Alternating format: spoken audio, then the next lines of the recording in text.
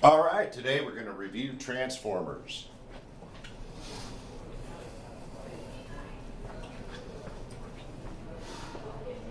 What does a transformer do? Anybody tell me? Either of you two guys tell me? So, Anybody, do you have this somewhere along the line? At least a little bit. Probably looked at something that may have looked yes, the knuckles. The coils that go against one. like this, right? It's like a ratio power. Right? Ratio of turns to power. Right.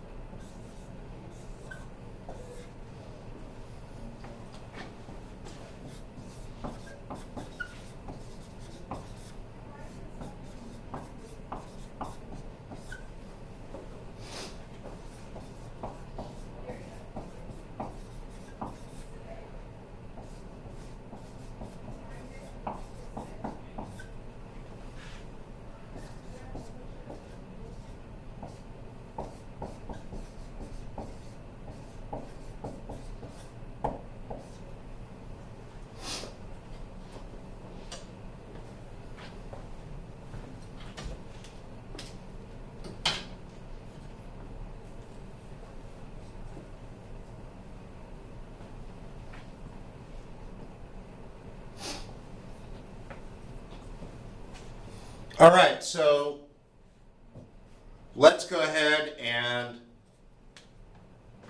assume the current is flowing in that direction.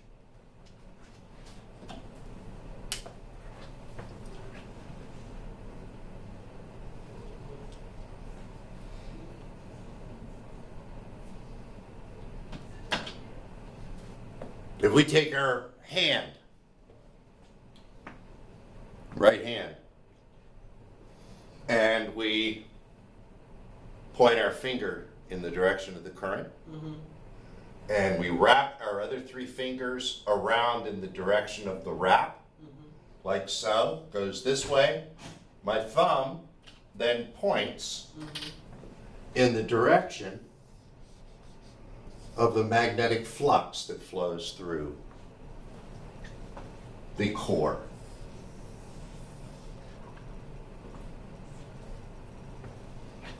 Okay, so now over on this side, I'll take the same hand, put my thumb in the direction of the magnetic flux, and my index finger will tell me where the current is going, which way the wrapping is happening, right? So my thumb is pointing this way, the wrapping is pointing that way, and we can see from that that the current is flowing this way. So we can call that I1 and I2.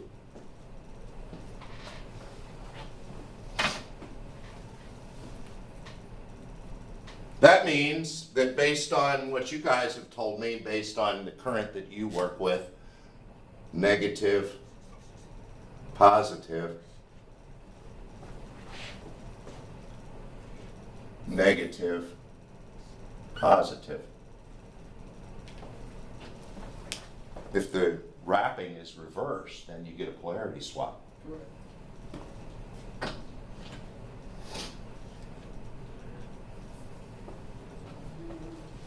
N to 1 is the turns ratio. It's also the voltage ratio.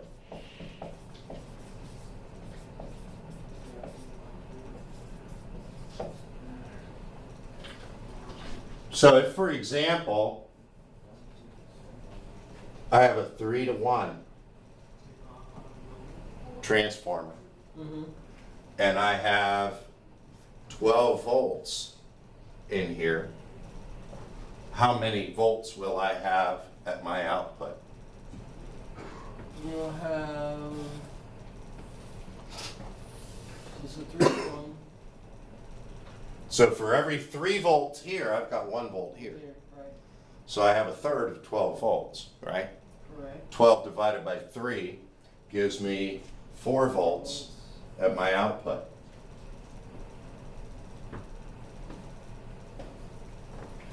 So 12 volts at my input with a 3-to-1 turns ratio gives me 4 volts in phase at my output.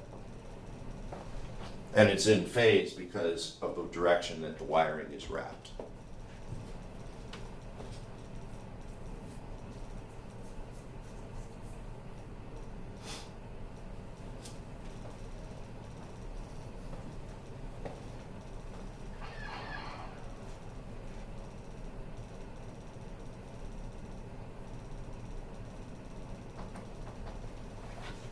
All right, any questions? No. Remember that part. You remember all this part? Yes, I remember that part.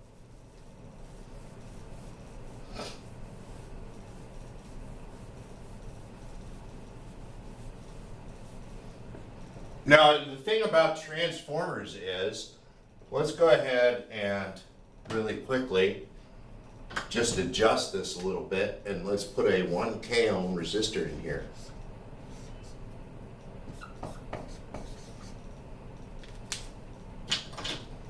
We had 12 volts, we had 4 volts, right? Or was it 4? Yeah, 4 volts, so we have a current then of 4 milliamps. Mm-hmm.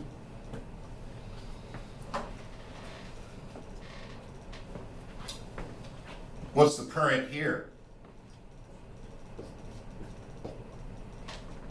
V2 is 4 volts. I2 is 4 milliamps. V1 is 12 volts. What is I1?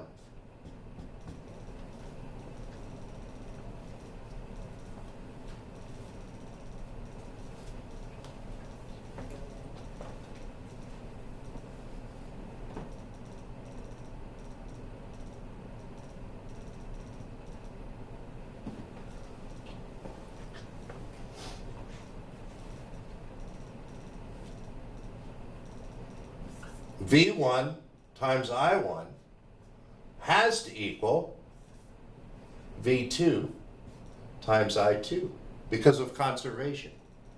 So what that means, therefore, is that the power in the primary has to be equal to the power in the secondary. Here, our power is 4 times 4 is 16 milliwatts, which means this power also has to be 16 milliwatts. How do we get the current? That would be Ohm's law. It's actually Watt's law. It's Watt's law. So power. So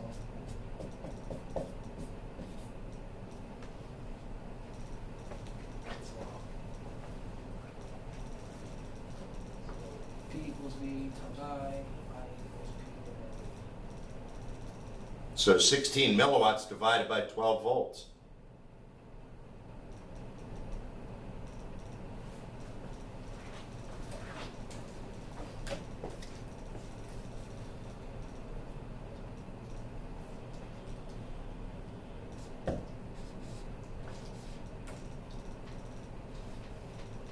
So it's point 0013. So then 1.33 milliwatts. Milliamps. Does 1.33 times 12 equal 16? Yes.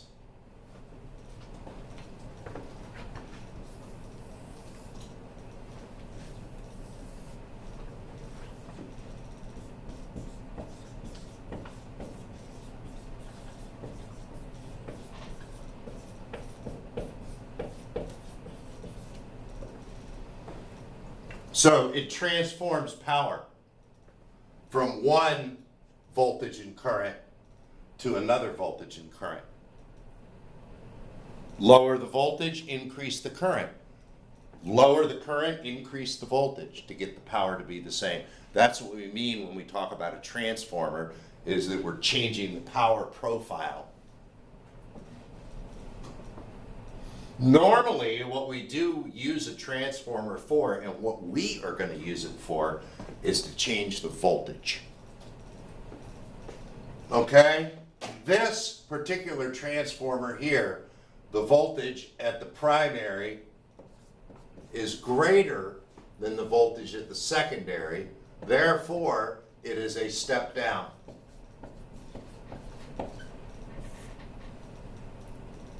Let's change that to V1.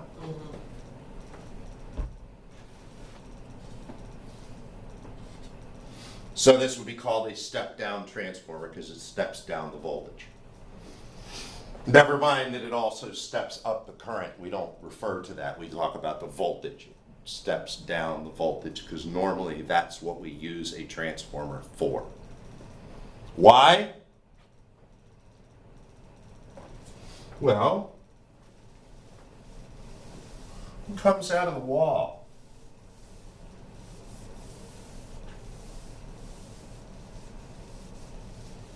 What comes out of the wall? Yeah. How much electricity or Yeah, what comes out of the wall? 120 volts?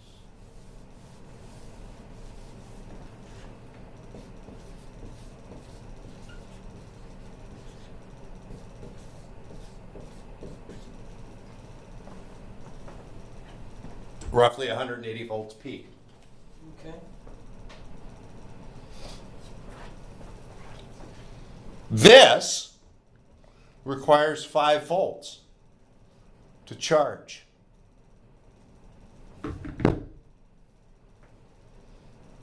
This requires 24 volts DC. Okay. All I have available is 120.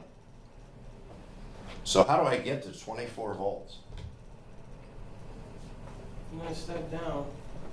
I need to step down. I need 24 volts out here. Okay, 120 volts RMS to 24 volts RMS.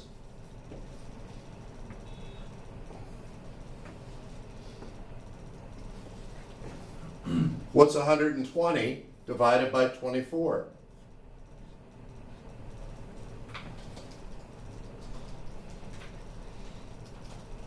5.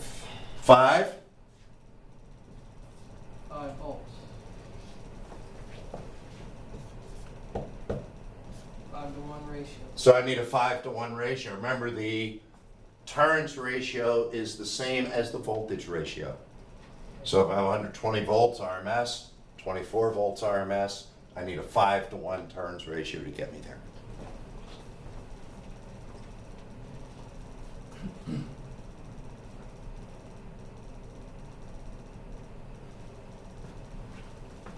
What's the peak voltage?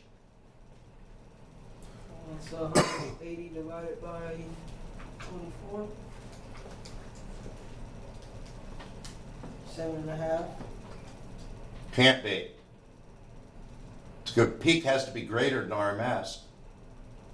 Remember, RMS is here, peak is here. So 24 volts times 1.414, or 24 volts divided by 0.707. Either one of those will get you the same answer. So I'm going to go with like 35 volts-ish. 33, yeah, 35 volts. Yeah. What is it, the actual number? 33.93. So 34 volts peak.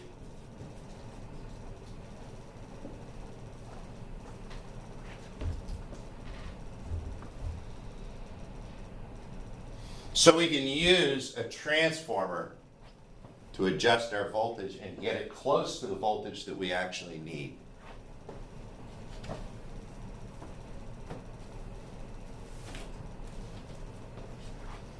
Now, let's talk about the real world versus the ideal world. This is ideal. Right. In a perfect world, all of the energy that we use in the primary is going to be transmitted to the secondary.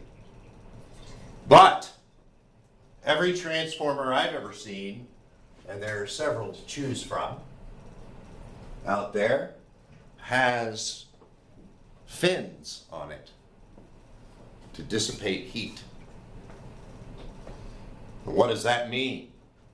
That means that if I have, say, 20 watts here, I need to consider that I'm actually going to have less than 20 watts here. Why? Because of heat. So I might have 18 watts at the secondary electrically and 2 watts worth of heat escaping from the transformer. So I'm never going to get exactly what I put in. Why is there heat in a transformer? Coils. Electricity heating up.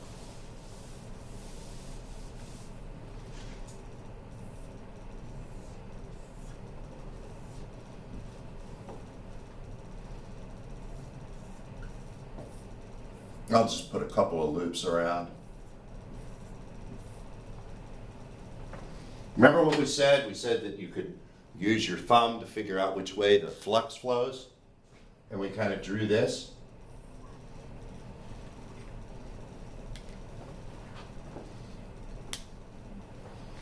You ever heard of dead man's curve? Ever heard of the term dead man's curve? Driving a car and there's a curve that kills a lot of people because they're not ready for it. So normally when you go around a tight curve, what do you normally do when you're driving? Slow down. How do you do that? Start to brake. Just put on the brakes. So brakes generate Heat. heat. So every time we go around a corner, we make a little more heat, right? So does the flux, because what happens, the flux gets up around this corner and starts to make little whirlpools. Starts to not follow that straight because it's such a tight curve. So if the flux isn't flowing orderly through, you generate heat. Looking at the transformer from the Because side. it's basically like having a brake or like slowing down around the curves. Think about water going down and making a right turn. It's going to create whirlpools and stuff like that. That's activity that isn't contributing to the output. And that's going to make heat. Does that make sense? So if we turn that transformer on its side like this, looking at it from the side, the flux is going this way, but there's nothing to stop it from veering off into different directions. And as a result, you might get some of this. But if you go out and find a transformer out in the real world, one thing you'll notice about transformers is they're built a certain way. They're built with laminations. So transformers are built with stacked plates of metal. You may have seen that before. Yes.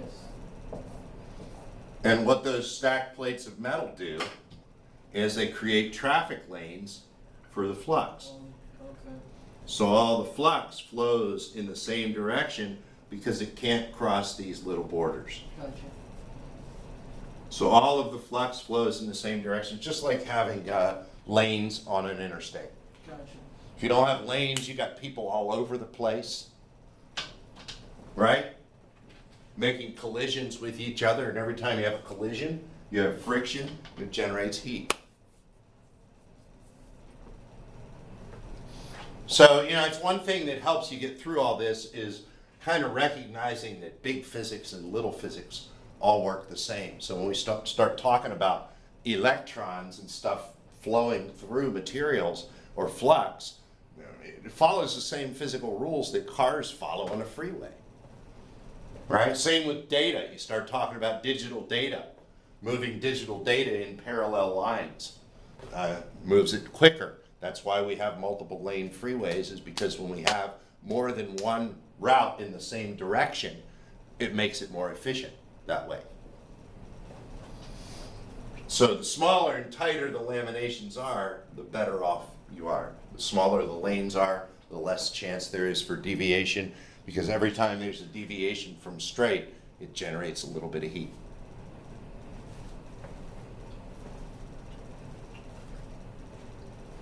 Does that make sense to everybody? Yes. All right, so why do we care?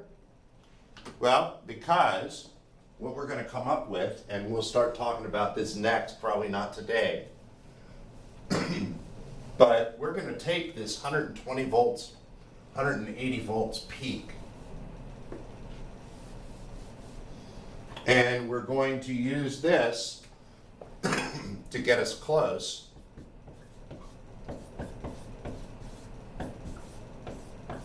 to our desired voltage.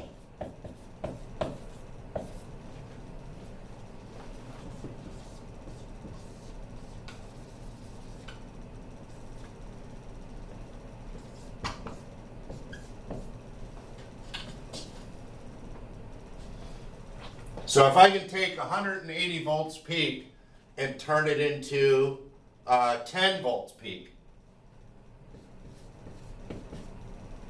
the diode is going to use up 0.7, and that will give me 9.3 volts across my load. So that replaces a 9-volt battery. Okay, what do I need here? 18 to 1. Gets me from 180 to 10. So 18 to 1 turns ratio. Gets me 10 volts peak. I put that through the diode. I get this, which is 9.3 volts. And if I put a capacitor across it, like we did yesterday, I get a decent DC signal.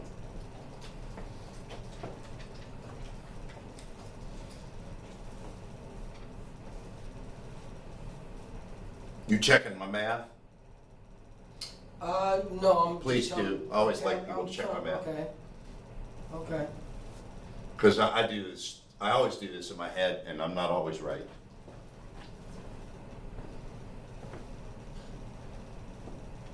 But I believe that's pretty simple math. I think that's correct.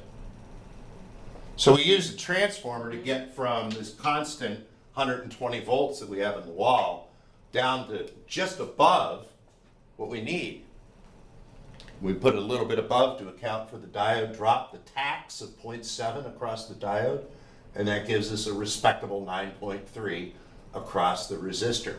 Now granted, that 9.3 right now is not all that great. It's not too elegant, because it really kind of looks like this as the capacitor charges and discharges. So we've got some variation, which we are going to call ripple, in our signal.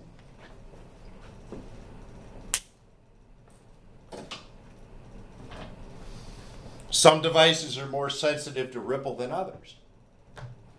But all power supplies that work this way have some ripple. Even these have a certain amount of ripple. It might be like 0.01%, very small amount. But all power supplies will have a certain amount of ripple if they use transformers and diodes. There are other type of power supplies that remove ripple almost completely, and there are some types of devices that we can put on this circuit to remove a lot more of that ripple, and we will look at those as well. But for now, I'm more concerned with the functionality of the entire circuit, then we'll modify it to make it better. Okay, so what we have actually built here has a name. It is a half wave DC power supply.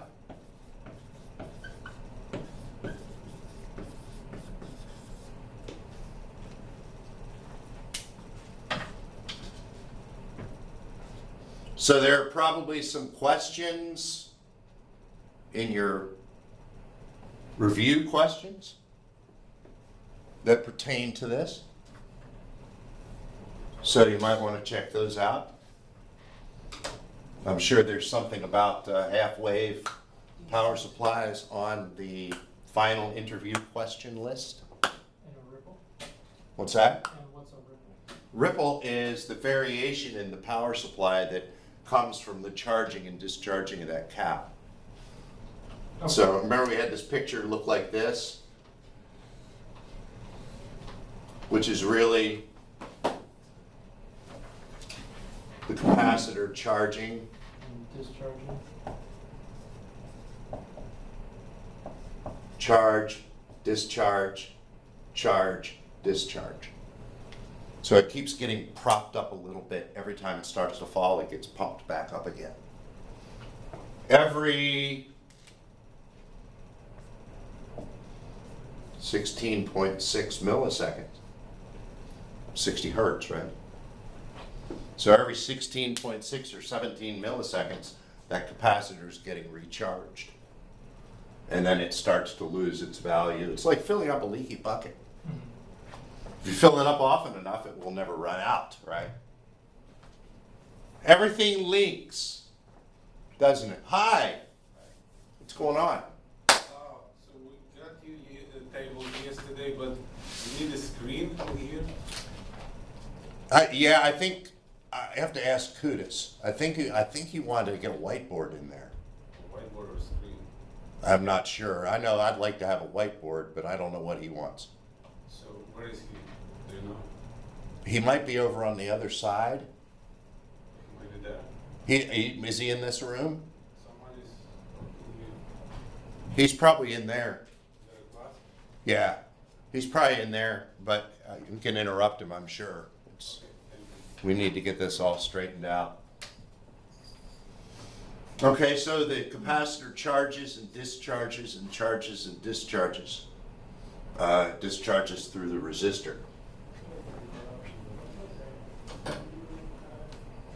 Creating the ripple. Creating the ripple, yeah. So if we could find a way to pump it up more often, then it wouldn't go down as far, right? So there are some things that we can do, and that's what we'll talk about next. I mean, down in my old electrical room, I have 2 of those.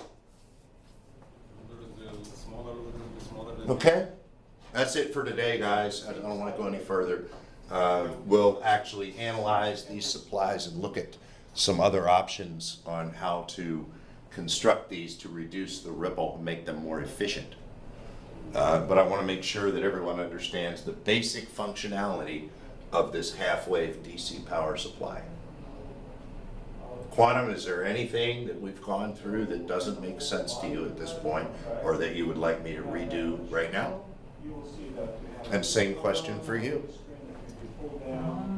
I just gotta touch up on the laws. I haven't looked at the laws in a while. Okay, yeah. That's what I gotta do. It's not a bad thing because they're always valid.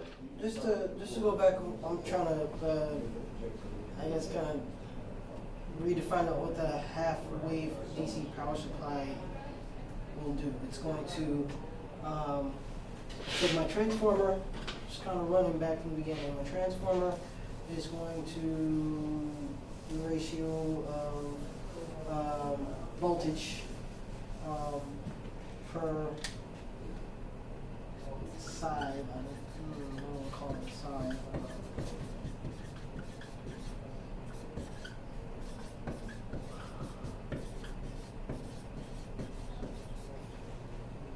So this is to reduce the voltage to what we need. So I'm going to use the turns ratio to reduce the voltage here. This number, it tells us how much. Right. 180 divided by 18 gives me 10. Right. or 180 divided by 10 gives me 18. So I can get this number by dividing the two voltages. Right, right. So this gets us in the ballpark. With 18 to 1, that gets us to 10 volts peak. So we have a 10 volt peak signal, which looks like this. It goes through the diode and turns into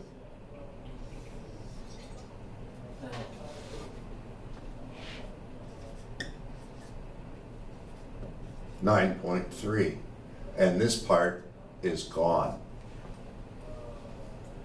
because the diode only allows it to go one direction.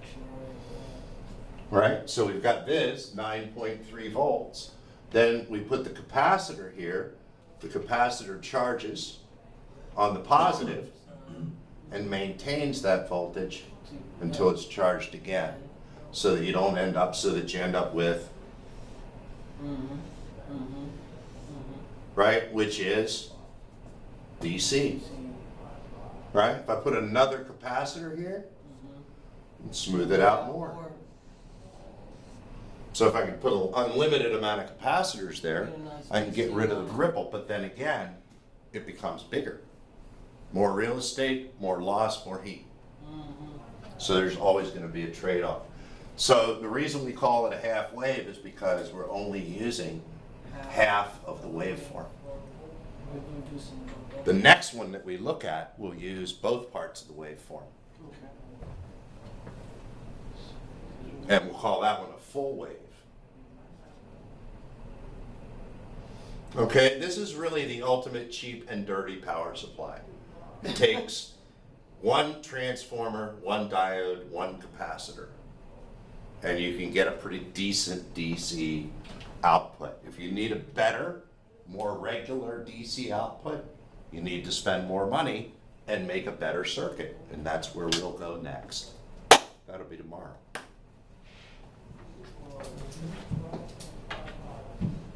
All right, I'm going to turn off the recorder unless there's any other questions. Quantum, did I answer your question to your satisfaction? All right, I'm going to shut it down. Shut it down.